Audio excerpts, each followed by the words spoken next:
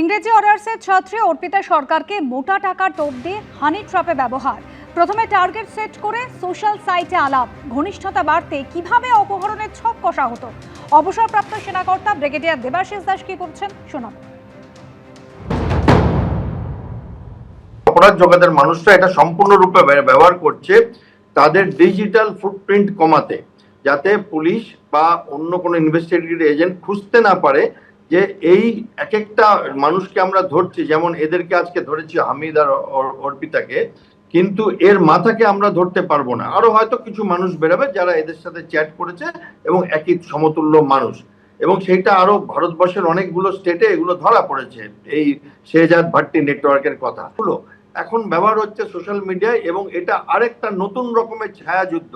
যে আমরা আমাদের সময় যখন শুরুর দিকে চাকরিতে দেখেছিলাম যুদ্ধ, তারপরে একটা সময় দেখলাম প্রক্সি ওয়ার বা ছায়া যুদ্ধ, যেখানে টেররিস্টদের দিয়ে যুদ্ধ করানো হবে ভারতবর্ষের বিরুদ্ধে, এবং পৃথিবীর অন্যান্য জায়গায় ওটা ব্যবহার করা হয় টেররিস্টদের। এবার এখন আমরা দেখছি যে এখন ক্রিমিনাল নেটওয়ার্ক, গ্যাং এবং টেররিজম, ড্রাগ পাচারকারী, ইল্লিগাল ব্যবসা এবং ভারতবর্ষের তরুণ প্রজন্ম তাদেরকে ব্যবহার করা, যাদের কাছে চাকরি নেই বা যাদের কোনো ফ্রাস্ট্রেশন আছে মনে, বা যাদের কোনো হতাশা আছে বা ধমনীতে একটা উত্তেজনা স্রোতের দরকার আছে যাদের জীবনে, চট জলদি যারা বড় লোক হতে চায়, চট জলদি বিখ্যাত হতে চায়, উচ্চাসা আছে, প্রতিশোধ স্প্রিয়া আছে, তাদেরকে ধরে ধরে রিক্রুটমেন্ট করা হচ্ছে ডিজিটালি। বড় কাজ, ছোট কাজ বলতে ধরুন কোনো দেয়াল লিখন লিখে আসা, যেটাকে আমরা গ্রাফিটি বলি, তার জন্য ধরুন 1000 টাকা দেওয়া হলো। তারপরে মাঝারি কাজ, কোথাও একটু আগুন লাগিয়ে দেওয়া, তার জন্য ধরুন 5000 টাকা দেওয়া হলো। বড় কাজ যেমন পাঞ্জাব পুলিশের এসআই পরপর ফেব্রুয়ারি মাসে আর মে মাসে এই বছরেরই মারা হয়েছে দুজনকে, তো সেটা বড় কাজ। এবার এরপরে আপনি দেখছেন আমাদের মুখ্যমন্ত্রী এদের হিট লিস্টে আছে। ভারতবর্ষের ঝাড়খণ্ডে, দিল্লিতে, উত্তরপ্রদেশে, তেলেঙ্গানাতে এদের দেখা গেছে কিছু না কিছু অকাজ ঘটাতে। এইবার এরা আরো বড় হয়ে যাচ্ছে। আসছে পরের খবরে, শনিবারের পর রবিবার ফের একবার নাম না করে সিন্ডিকেট এবং তোলাবাজির বিরুদ্ধে দলীয় কর্মীদের একাংশকে বার্তা দিলেন রাজ্য বিজেপি সভাপতি। হুঁশিয়ারি দিলেন এসব করলে পার্টি কিন্তু রেয়াত করবে না। কিন্তু প্রশ্ন হচ্ছে, রাজ্য বিজেপি সভাপতিকে বারবারই একই বার্তা দিতে হচ্ছে কেন? এ নিয়ে সুর চড়িয়েছে বিরোধীরা।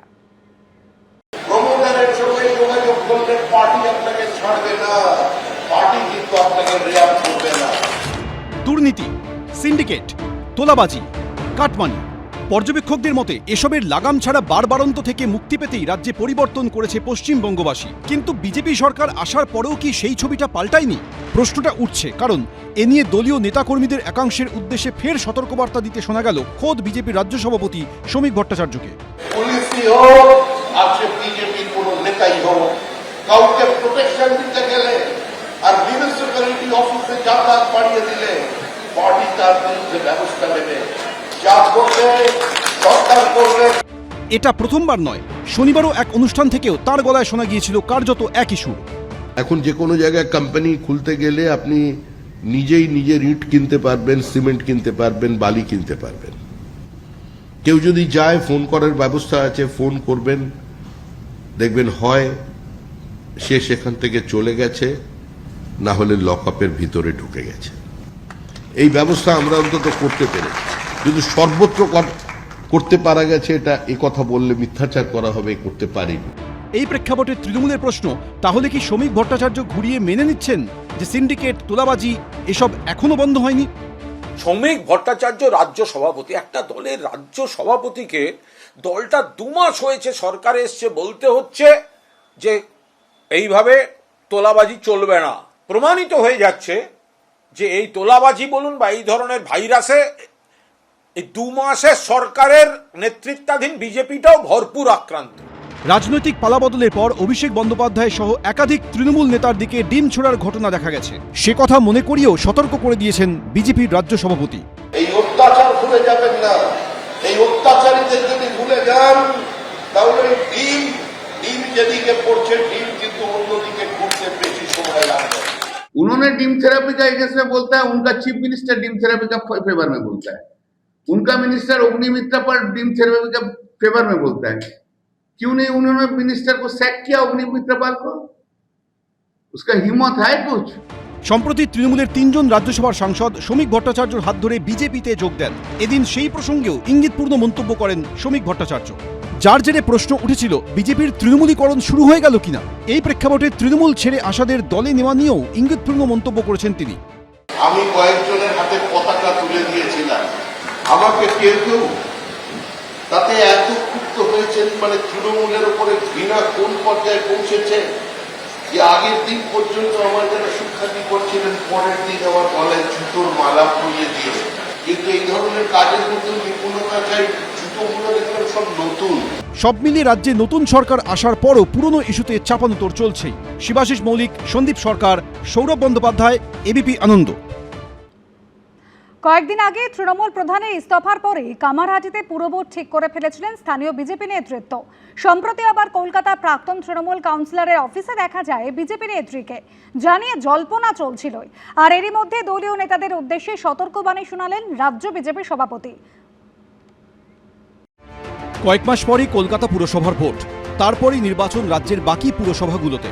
এর মধ্যে কোথাও তৃণমূলের পুর চেয়ারম্যান ইস্তফা দিতেই নিজেদের মতো বোর্ড গঠন করেছে স্থানীয় বিজেপি নেতৃত্ব। আবার কোথাও তৃণমূলের প্রাক্তন কাউন্সিলরের অফিসে বিজেপি নেত্রীর উপস্থিতি উস্কে দিয়েছে জল্পনা।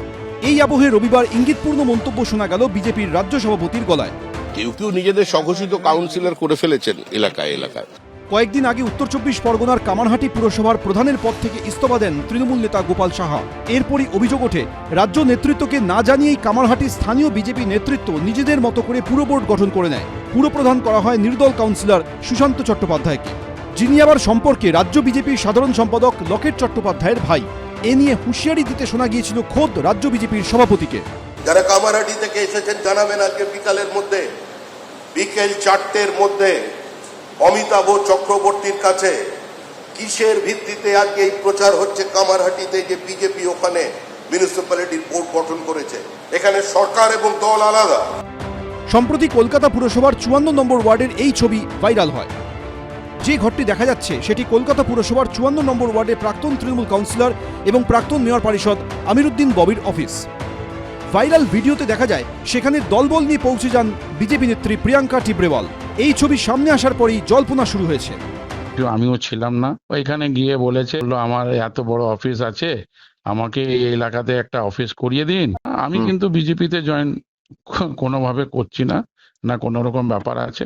আমাকে লোকজন খবর দিয়েছিল জোর জবরদস্তি করে কেউ ওনার থেকে ওই অফিসটা উনি নিয়েছেন কার থেকে। তো সেটাই আমি ওদের কাছে কথা বলতে গিয়েছিলাম, যারা ওনাকে অফিস দিয়েছিলেন। আমি ওনাদের বললাম যে যদি আপনার কাছে এক্সট্রা আরো জায়গা আছে তাহলে ভাড়ায় দিন আমাকে। আমি যতদিন রাজনীতিতে আছি বিজেপি করেছি, বিজেপি করব। ইতিমধ্যেই তৃণমূলের একাধিক সদ্য প্রাক্তন কাউন্সিলরের বিজেপিতে যাওয়ার জল্পনা তৈরি হয়েছে। এই আবহে ফের মুখ খুলেছেন শ্রমিক ভট্টাচার্য। বিজেপি তৃণমূলীকরণ হয় না, হতে পারে না, হলে সেটার বিজেপি থাকবে না। সুতরাং এটা কোনোদিন হবেই না।